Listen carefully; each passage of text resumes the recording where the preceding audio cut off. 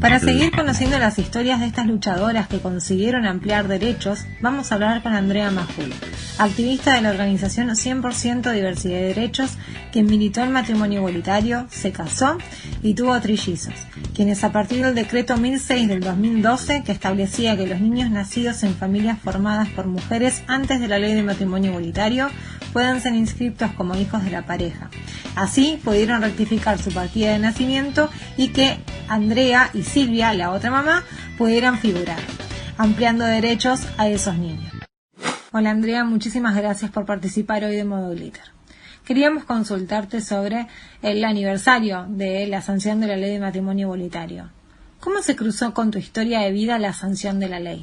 En mi historia de vida, la sanción de la ley de matrimonio igualitario se cruzó desde antes, desde unos cuantos años antes, y un poco fue como preparando todo ese camino.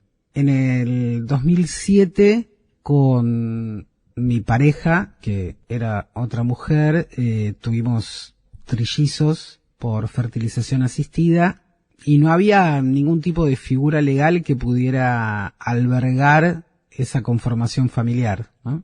Más un montón de circunstancias, hubo un momento de mucha visibilidad también en ese momento. Creo que a mí, a la militancia dentro del área de diversidad sexual, me parieron mis hijas, fue al revés, digamos.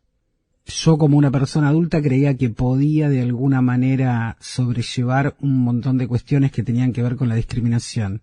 Pero definitivamente al tener hijas sentí que en todo ese deseo estaba también la responsabilidad de hacer del mundo un lugar más amable para ellas. En eso tenía que ver desde las cuestiones de protección del Estado hasta reducir lo más posible esas cuestiones de discriminación que podrían llegar a afectarles. ¿Qué cosas cambiaron en tu vida desde que se dio este debate en el Congreso y que se pudo romper con la vieja concepción de familia? Las cosas que cambiaron en mi vida, ahora haciendo como un raconto a 10 años atrás y escuchando algunos de los discursos que teníamos y que decíamos, digamos, no es que no lo sabíamos en ese momento, pero la polarización era tan grande. Digo, hoy en las redes cuesta lidiar con los haters, ¿no? Pero en ese momento, pleno debate 2010, muchas de las cosas que nos decían eran terribles.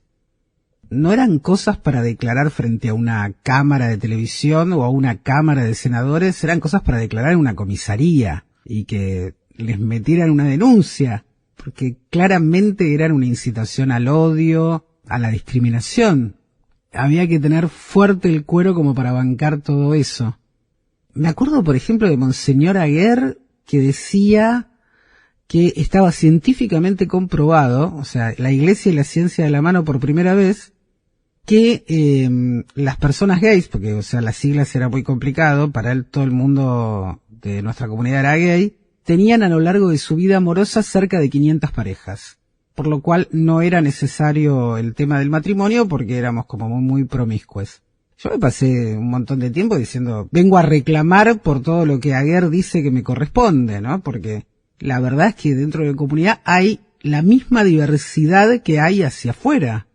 Nuestras ideas y nuestras condiciones de vida y nuestras aspiraciones y nuestros deseos también son muy diversos. Entonces, creo que una de las cuestiones fundamentales que cambió fue eso, fue lo que tiene que ver con lo simbólico, no solo con lo legal. Lo simbólico fue un mensaje muy fuerte, que de no haber salido la ley, hubiera quedado habilitado todo ese discurso de odio. Fue una gran jugada y por suerte salió bien. ¿Cómo se posicionaron frente a quienes desde una posición de poder en ese momento querían instalar la idea de que el matrimonio igualitario venía a romper con la familia? Y teníamos como un discurso muy normalizador. O sea, nos teníamos que presentar a la sociedad diciendo que no comíamos a nuestros hijos, que no contagiábamos. El nivel de las preguntas era ese. Y nuestro discurso, la verdad es que tenía que ser en ese momento tranquilizador, porque daba la impresión de que se iba a terminar el mundo, de que se iban a caer los 4 elefantes sobre las 4 tortugas que sostenían el mundo. Hoy día escucho eso, no es que yo no lo pensara en ese momento, pero era de alguna manera nuestra estrategia de trabajo militante. Yo soy activista por los derechos humanos y también militante de 100% de diversidad y derechos. Era como lo que había que decir, ¿no? O sea, todo un montón de posturas personales, individuales, había que subsumirlas en un objetivo en común. Y una de las cosas, porque a mí me daba gracia, porque de lo que planteaban todos los discursos antiderechos, es vienen a romper con la familia, con el modelo de familia. Y la verdad era que sí. Claramente era nuestra intención romper con ese modelo de familia. Primero porque ese modelo de familia es mentira desde el primer momento en el cual se plantea como un modelo único. A lo que apuntaba claramente nuestro trabajo era a poder visibilizar que hay montones de tipos de familias, diversas per se, que no hay un solo modelo y que todas merecen el mismo respeto, no solo desde el Estado, sino también dentro de la valoración social. Así que en eso vengo a reconocerles a Negre de Alonso y a Chiche, qué sé yo, que tenían razón, en un punto tenían razón. No con todo el tráfico no sé, decían unas barbaridades. Tipo, ahora se quieren casar entre ellos, después que sigue, casarse con un perro, con un delfín, la cantidad de barrabasadas era muy grande. ¿Cómo fueron ganando el debate a nivel nacional, entendiendo que por lo menos en ese entonces el salir del closet era mucho más difícil, por lo tanto también era más difícil militar el proyecto de ley? Yo creo que a partir de la ley de matrimonio igualitario, en donde se pudo abrir un debate muy amplio en toda la sociedad argentina, y que incluso, esto fue maravilloso, o sea, hay como 25.000 anécdotas de cada momento, pero Negre de Alonso en un momento decía que esto era solamente un problema porteño, ¿no? De la ciudad de Buenos Aires, que en las provincias no había gays, no había lesbianas, no había trans, no era un problema de la Argentina, para bajar el precio del debate, ¿no? Después salió como que Santa Fe también se pronunció muy fuertemente, entonces, bueno, esto es una cuestión de los puertos, como si tuviera que ver con la cercanía al agua, una cosa rarísima. Después, como ya iban saliendo más gente, dijo, hagamos que aportes para el Senado de discursos sea a nivel federal, que todas las provincias puedan opinar, puedan ocupar su espacio en el debate.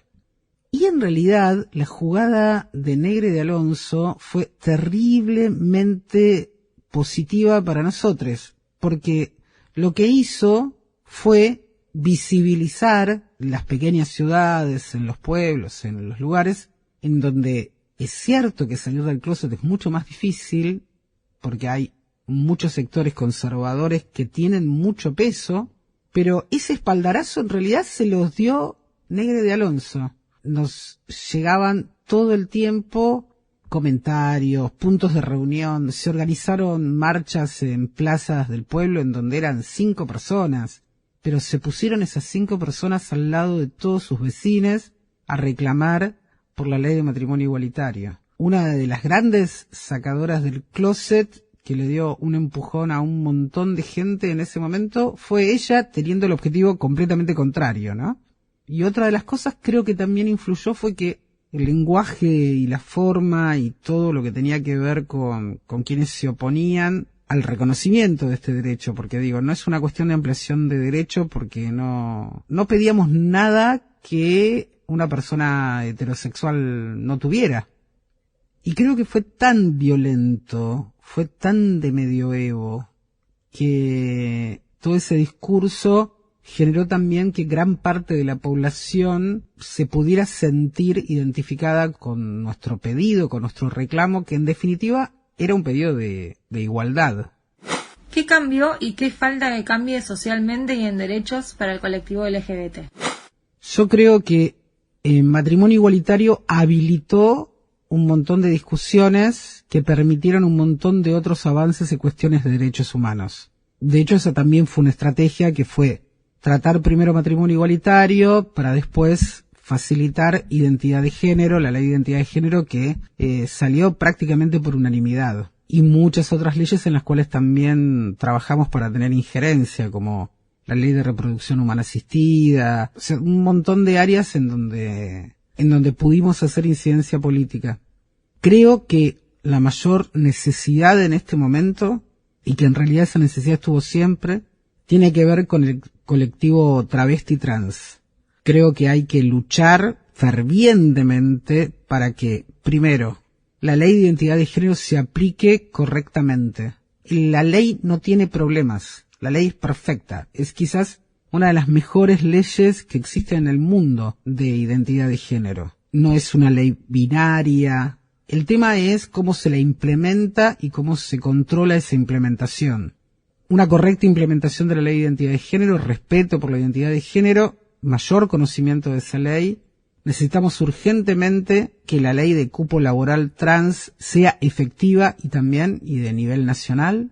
Y otra cosa que me parece fundamental es que en muchas cuestiones el colectivo travesti trans y también no binario, como sociedad tenemos una deuda absolutamente enorme hacia ellas.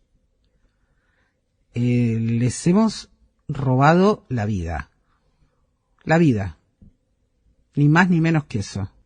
Montones de compañeras, compañeros y compañeras que han pasado más días presas y preses en comisarías que en sus casas, una expectativa de vida que ronda los 35 años, salud prácticamente inaccesible, trabajo prácticamente inaccesible que no le ofrece otras posibilidades más que estar en situación de prostitución.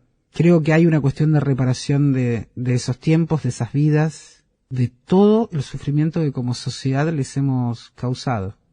Es prácticamente un genocidio por goteo el que la mayoría de las sociedades hacen con la comunidad travesti trans. Y eso me parece que hay que resolverlo ya. No hay mucho más tiempo que perder. Así pasaba por Modo Glitter Andrea Majul, activista de la organización 100% Diversidad de Derechos.